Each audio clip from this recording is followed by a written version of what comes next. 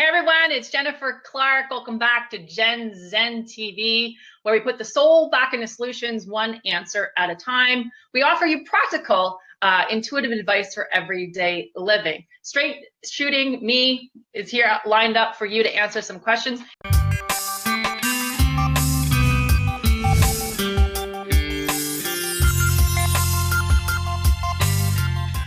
In the Q&A today, we've got a ton of questions, so we're going to get right to it. Remember, this is my opinion, so it matters not to you.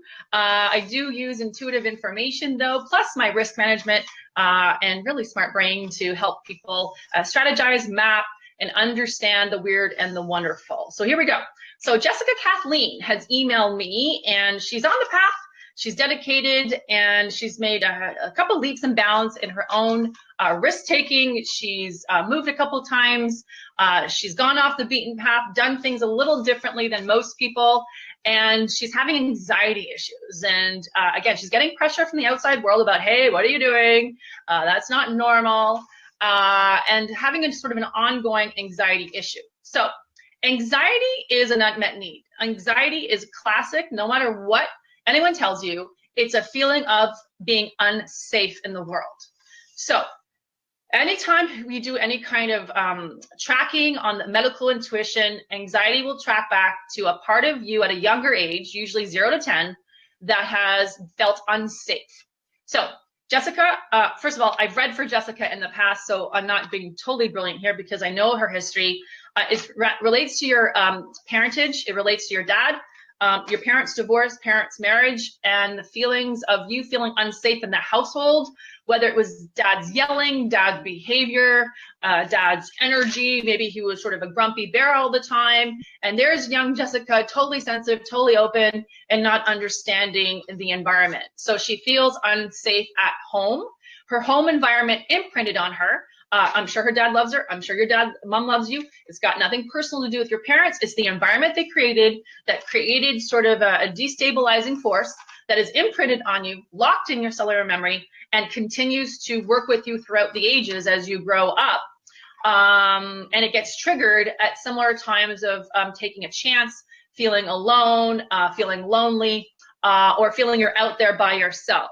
So we always have to go back to healing. There is no way around it. There is no bit of psychic information that is actually going to heal anxiety except a healing function. So you can do tapping, you could do acupuncture, you could do meditation with sacred fire. Here's the thing about meditation. I've got some hardcore Buddhist friends who finally get what I'm trying to tell them all these years. Meditation is amazing. It is the bomb. But without sacred fire, your meditation is powerless. When you add sacred fire healing energy through thought, through feeling, through energy mechanics in your meditative practice, that's when things really explode. That's where you have nirvana. You can levitate. You can do all the cool things. So I really caution people who sort of just sit and meditate and do it the traditional way. I'm not knocking it. I am saying, though, if you added in sacred fire healing energy, it's called holy fire, sacred fire, wizard's fire, angel fire, dragon fire, like lots of names given Holy Spirit, lots of names given it to Shekinah and the Judaism. If you use that energy in your meditation to burn through the imprints, the feelings, the woundedness, that's when power really kicks in. So Jessica, I'm going to challenge you to go back to your roots. Literally imagine that young girl in her household, in her family dynamic, feeling unsafe.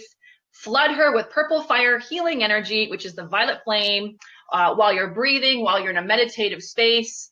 Do some forgiveness. I love you. I'm sorry. Please forgive me. And things will start to shift. Okay. Again, doing a healing session with a shamanic practitioner, someone who does pranic healing or theta healing would also be great. Again, come back and see me and we'll get that sorted lickety split.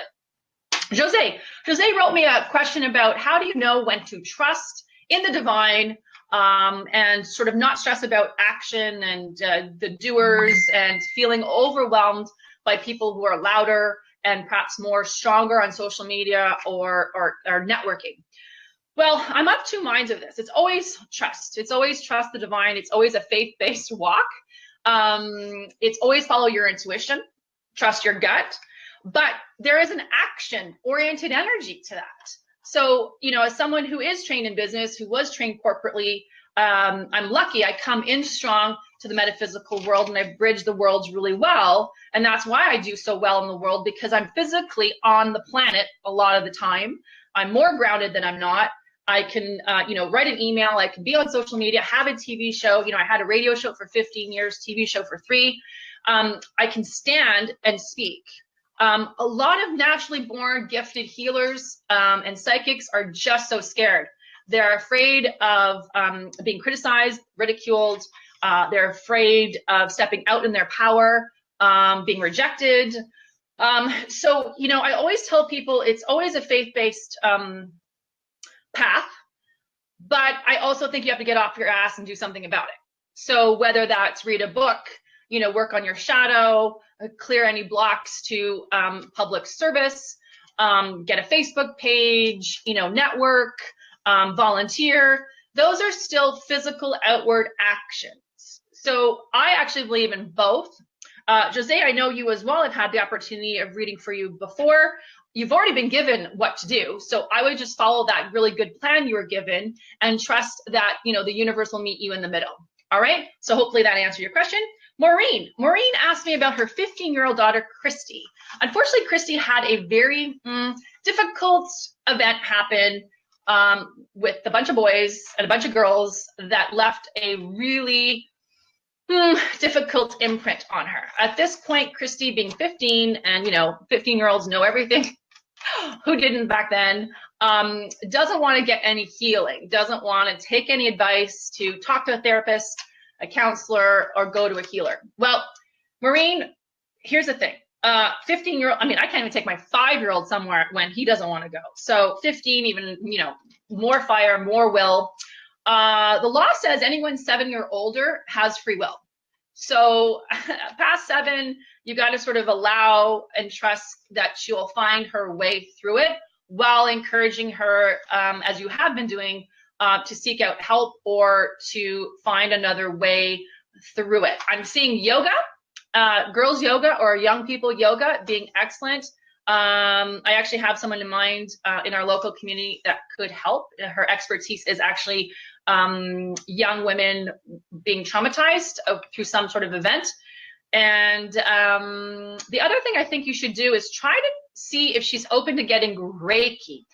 Pitch it like a spa-like experience. So at the Aveda Spa, for example, they will give you this amazing chakra treatment that I've had before, and it's just the bomb. And you go in thinking it's a spa treatment. You're not actually going in thinking you're going to get healed. You don't have to talk to anyone. You don't have to emote if you don't want to. I forget what it's called on the Aveda website. Google it. I think it's called chakra balancing or chakra color or chakra something. They'll put hot stones on Christy. They'll lay her down, and she'll just be able to absorb it. At the minimum, that is something you can do for her. In a way, we're hiding the medicine in the sugar, where we're saying, let's go relax, let's have some fun. Here's a gift certificate, you know, go check this out. That's one way of doing it. The other person I have is a local, actually in my neighborhood, who does amazing work with kids, young people. My son actually goes to her once a month. She doesn't ask people to talk, which is lovely. So she's great for a person just to lie on the table, get the Reiki energy medicine work done without having to worry about, you know, conversing, emoting, talking, sharing, or doing anything active. So at the minimum, any one of those ways would really help Christy's energy field sort of plump back up, find their spiritual center, balance the chakras. You know, there's 4,000 chakras in the body. I see that her solar plexus, her sacral, and her root chakra are really, really dented. I know the situation that you're talking to me about, so it actually makes sense. It's the lower chakras that are dented. As a mom, you could do the Oversoul prayer. So send me an email. I will send you the letter to the Oversoul prayer, which was written for a mom who was in need on how to pray, how to actively visualize her son into wellness. Her son was an addict, and she didn't know what to do for him. And someone wrote her this wonderful prayer that's gone around the internet It's been around as long as I've been around, so 20 years at least. I use it all the time. I give it out to all the parents I know who can't really do much for their kids. And it really does help. So it's an energetic way of asking the universe to help my son or daughter through, or the person I love, through a difficult time. So it's a letter to the Oversoul prayer. Please send me a message and I'll get that off to you, Maureen. In the meantime, we bless. We imagine pink fire healing energy flooding your daughter, Kirsty. You can send anyone in the world blessings without any, breaking any laws of free will. So please keep visualizing her pink fire, sending her love, feeling and seeing her full, imagining her happy and smiling. And that's what you can do to hold space. That actually is what Grandmother Anna, grandmother of Jesus, did while he was walking his path. Anna, grandmother of Jesus, is a very famous, famous and not written about, if it makes sense, part of Jesus's story. So study Grandmother Anna. You can Google her, tons of interesting websites that can pop up for you. But Anna prayed, visualized for Jesus's success every day for hours. And in the book of Thomas, which is in the Nag Hammadi Library, it actually says that he acknowledges his grandmother Anna, who was Mother Mary's mom. So I offer that to you, knowing it does work. I wish every mother and grandmother has this prayer, and using the sacred fire, the pink fire healing energy. I think it's going to really help. So let me know how it goes. Karen asked me how to live more purposefully in 2018. The good news, Karen, is 2018 is the year of purpose. It's the year of oneness, alignment, partnership, integrity, and moving forward. It's two ones. Either you're an individual, walking with someone else, or you're aligned with your male and female parts, moving forward. So when I tune into you, Karen, I get a sense you're already doing it. So I have a feeling there might be some self-doubt that's creeping into your current thought processes, because my sense is you're dancing, you're traveling, you're doing energy, you're moving energy already. So my sense is just keep doing that. Either get the training, bring it back to Ottawa, offer the trainings to people. If you are a dancer, let me know, because I was supposed to train with someone in the States, and going to LA right now just doesn't appeal to me. So, hey, if you can do that, let me know. Maybe we can do something together. I run the Soul Sisters group, so, I've got about 2,000 people online. We can make something happen. And I love to dance, So beyond that, though, bring your interests to the community and share it with others online. Like, please belong to the Ottawa Soul Sisters networking group. We were founded in 2006 locally here in Ottawa. Or join other groups that you love and share of yourself. Be of service.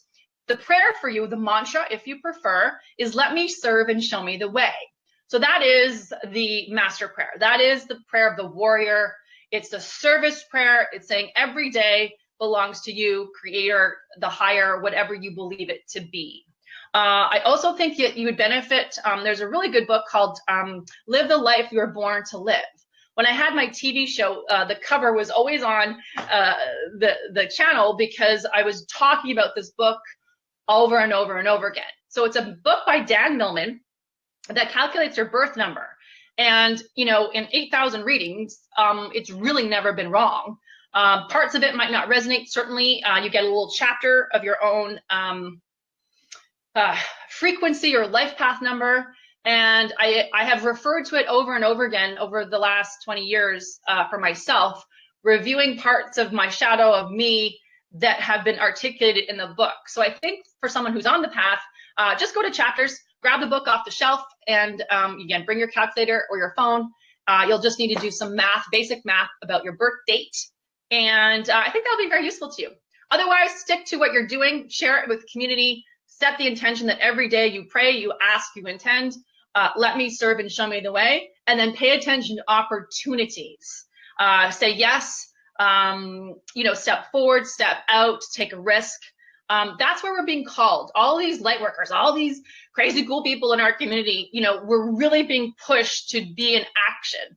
You can be in action quietly. You can be in action loudly. Be you. but just be in action, whatever and whoever you are. Then we've got Maria Louise. So the Maria Louise actually wrote me just recently about an event at work, and she's had a conflict with a coworker, and this coworker is aggressive and somewhat toxic, and seems to want to demean Maria Louise a lot. And when Maria Louise leaves the work, she's deflated, depleted, and just dreads seeing the same coworker every day. So a couple things. For those of you who come to my events, I'm going to tell you about the End of Victimhood YouTube video by Matt Kahn. It is your go-to Facebook tabbed, saved 1 hour of analysis about how to deal with difficult people. It's talking about how hurt people, and when someone's in pain and they lash out, you need to be the earth angel, you need to be the physical angel, stay grounded, send love, because they're showing you pain. It's really not about you. It's about where they are with their own shit.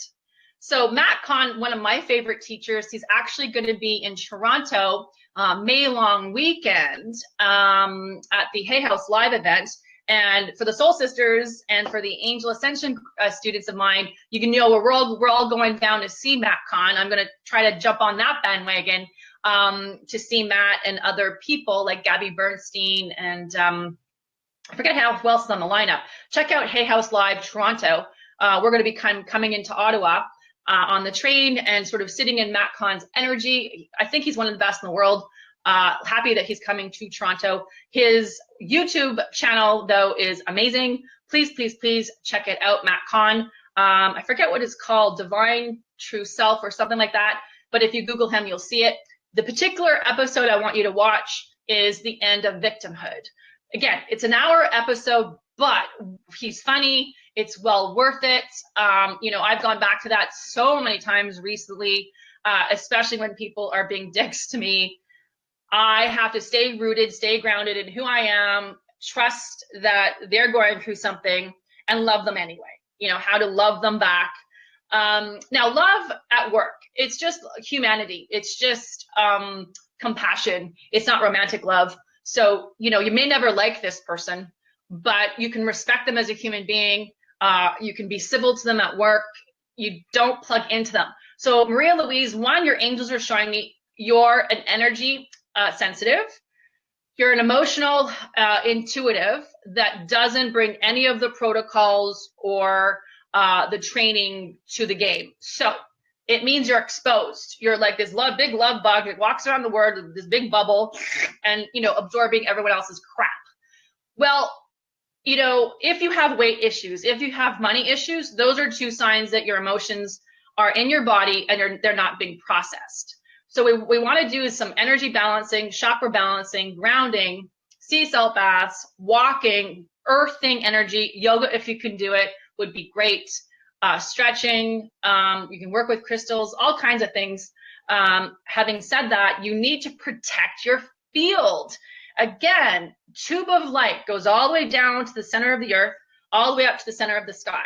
And in your tube of light, you want to see cobalt and purple fire healing energy.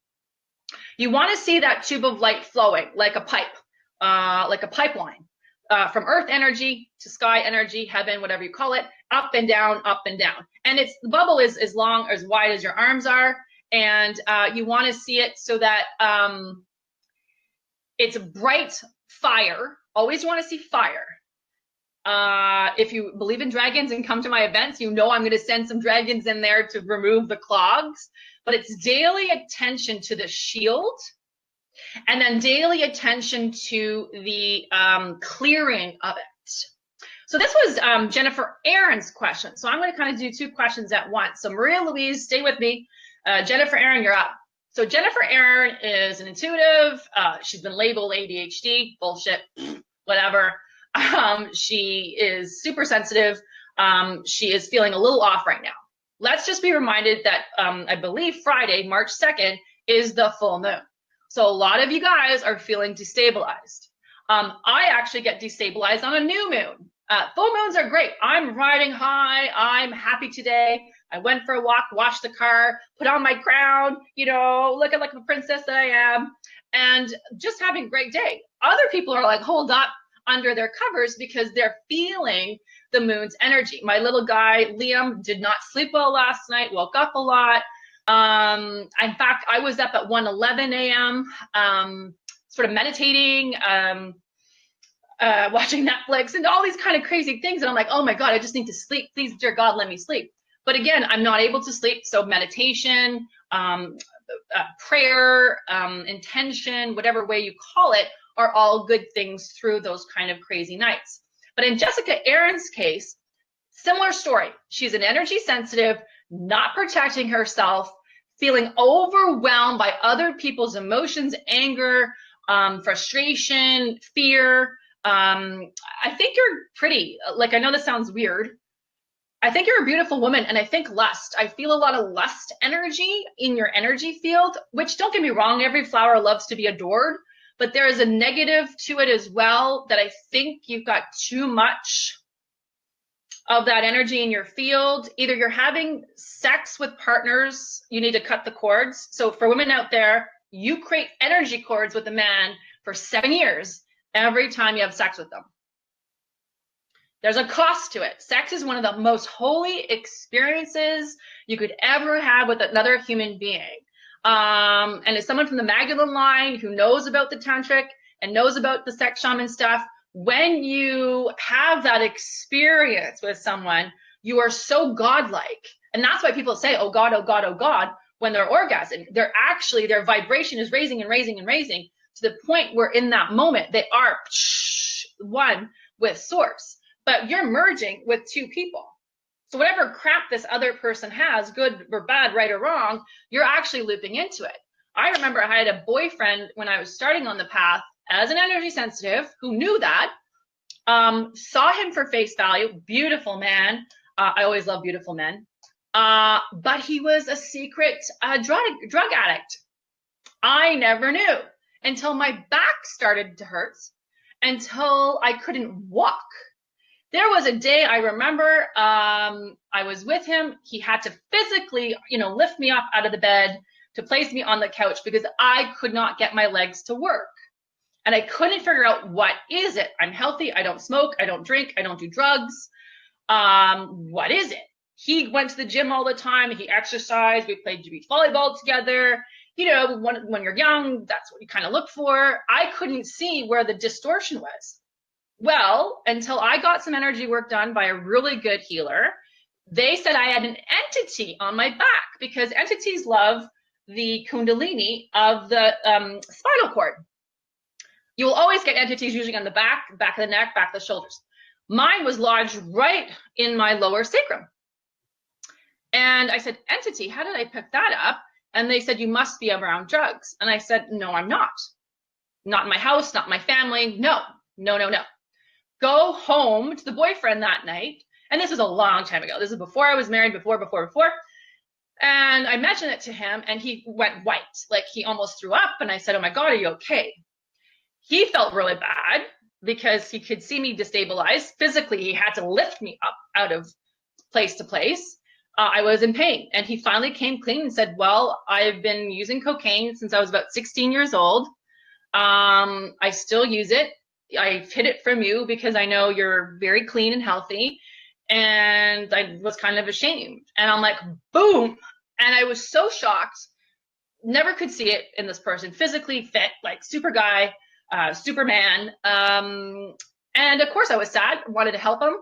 It came to the point though in our relationship where it was like me or him. And I actually had to leave. It was one of the saddest moments of my life. I still see him around. I think he's still using. Bless his heart. It keeps him going. It's his sort of octane, his choice, but I physically couldn't be near him because of that. So I actually know how it feels when you're, unaware of something and then you can get destabilized so quickly. So in your case, let's cut the cords, Jessica Aaron, with all your past lovers, male or female. It's mostly a male energy thing, but let's just work with anybody you've been with. The easiest way is imagine a halo around, arms width wide. Imagine the halo as golden fire. Again, you know me, I love fire. We're always going to use fire as the element. See it as metal, fire. And I want you to see it coming down, chop, chop, chop, chop, chop, chop, chop, chop, chop, chop, chop, chop, chop, or cut, cut, cut, cut, cut. So going about 4 feet beneath your feet, Jessica Aaron, and slowly back up, up, up, up, up. Again, 4 feet above your head. It's to the Earth Star, up to the Soul Star, and all your chakras. And once you do that with intention, and it feels like almost like a factory machine, like I would do that for at least 3 or 4 minutes with breath, fire breath, in through the nose, out through the nose. Imagine that golden fire healing energy cutting your cords. That's the first thing I would do. Then I would take a sea salt bath right away. 2 cups of sea salt and soak in a bath to get all that juju energy out of you. And then, like I was telling Maria Louise, Jessica Aaron, you're going to have to protect your field as well. So again, I loved going to the club, you know, a couple years back before I was married.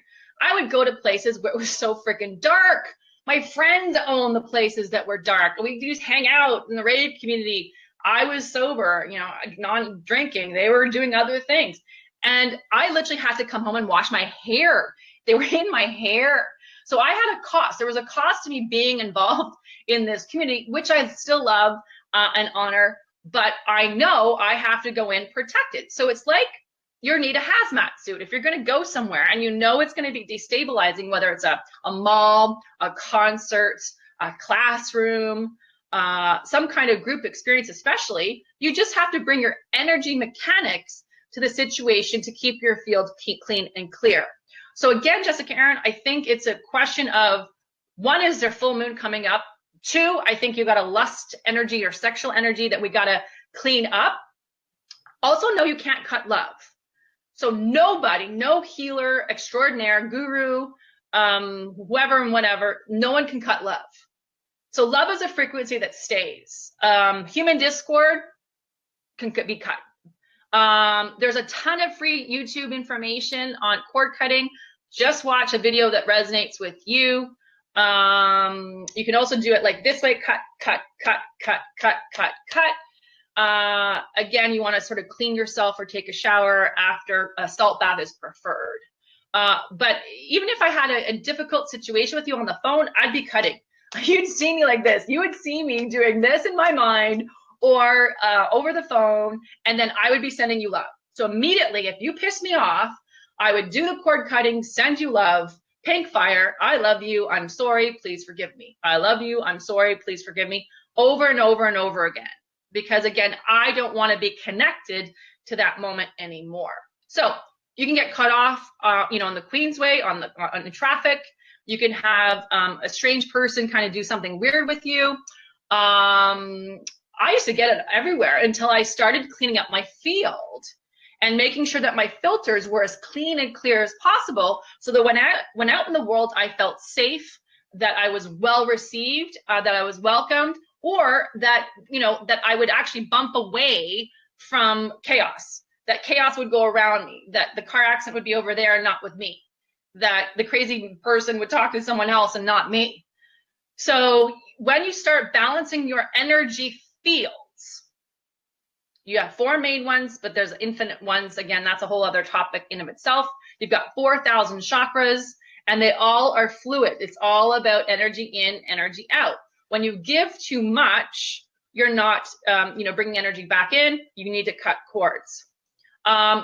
Please consider learning about, both of you, Maria Louise and Jennifer Aaron, learning about emotional empath, what it's like to be an emotional empath.